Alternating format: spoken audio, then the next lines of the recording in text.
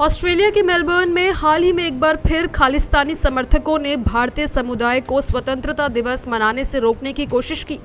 भारतीय लोग शांतिपूर्वक तिरंगा फहरा रहे थे, तभी खालिस्तानी झंडे लेकर कुछ लोग वहां पहुंचे और माहौल बिगाड़ने लगे।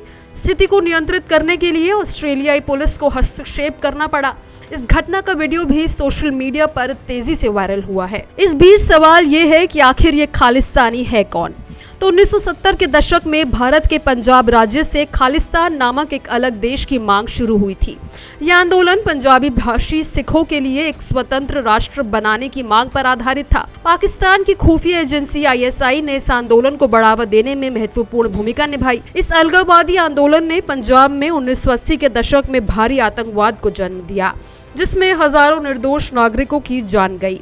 1993 तक भारत ने इस पर काफी हद तक नियंत्रण पा लिया, लेकिन पाकिस्तान ने इसके बाद भी कई आतंकी गुटों को खड़ा करना जारी रखा। भारत में खालिस्तानी आतंकवाद भले ही कमजोर हो गया हो, लेकिन विदेशों में अब भी इसकी जड़ें मौजूद है। विशेषकर Canada, America, Britain, Australia, France, Germany, Norway और स्विट्जरलैंड जैसे देशों में कट्टरपंथी सिख तत्व अब भी खालिस्तानी विचारधारा को बढ़ावा देने की कोशिश कर रहे हैं। इन देशों में मौजूद प्रमुख आतंकी संगठनों में Babbar Khalsa international, Khalistan commando force और खालिस्तान जिंदाबाद फोर्स जैसे संगठन शामिल है। इन संगठनों के कुछ प्रमुख नेता पाकिस्तान में शरण लिए हुए हैं, जबकि अन्य अमेरिका और यूरोप में सक्रिय है। इस बीच ये भी जानना जरूरी है कि खालिस्तानी आंदोलन की शुरुआत किस वजह से हुई थी। तो स्वतंत्रता से पहले ही बड़ी संख्या में सिख समुदाय के लोग विदेशों में बसने लगे थे। इन लोगों ने रोजगार के लिए ब्रिटेन, कनाडा, अमेरिका और ऑस्ट्रेलिया का रुख किया। शुरुआती दौर में विदेशी कंपनियों ने सिखों के धार्मिक प्रतीकों जैसे पगड़ी और दाढ़ी पर आपत्ति जताई, जिससे नाराज होकर कुछ सिखों ने खुद के लिए एक अलग देश की मांग करनी शुरू कर दी।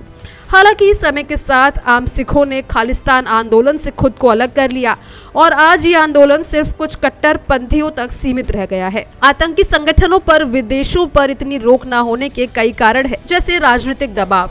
कनाडा, अमेरिका, UK और ऑस्ट्रेलिया में सिख समुदाय की संख्या और उनकी राजनीतिक भागीदारी काफी मजबूत है। कई सिख सांसद, मंत्री और अधिकारी हैं। इन देशों की सरकारें उन्हें नाराज करने का जोखिम नहीं उठाना चाहती। फिर दूसरा कारण है कानूनी अड़चनें। किसी पर आतंकवाद या उग्रवाद का आरोप लगाने के लिए ठोस सबूतों की जरूरत होती है। खालिस्तानी अक्सर स्थानीय नागरिकों को नुकसान नहीं पहुंचाते, बल्कि भारतीयों को निशाना बनाते हैं, जिससे उनके खिलाफ कार्रवाई मुश्किल हो जाती है। सांस्कृतिक स्वतंत्रता तीसरा कारण है। आज अमेरिका और यूरोप के कई देशों में सिखों को पगड़ी पहनने, कृपाण रखने जैसी धार्मिक स्वतंत्रता प्राप्त है, इसलिए वहां की सरकारें उन्हें लेकर अतिरिक्त सतर्कता बरतती रहती है। खालिस्तानी आंदोलन की चर्चा समय समय पर होती रही है।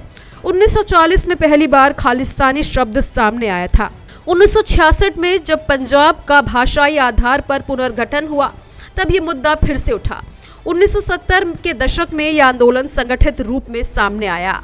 हाल के वर्षों में खालिस्तानी समर्थकों द्वारा विदेशों में हिंदू मंदिरों पर हमले, भारत विरोधी रैलियां और भारतीय नागरिकों को निशाना बनाना जैसे मामले सामने आए हैं।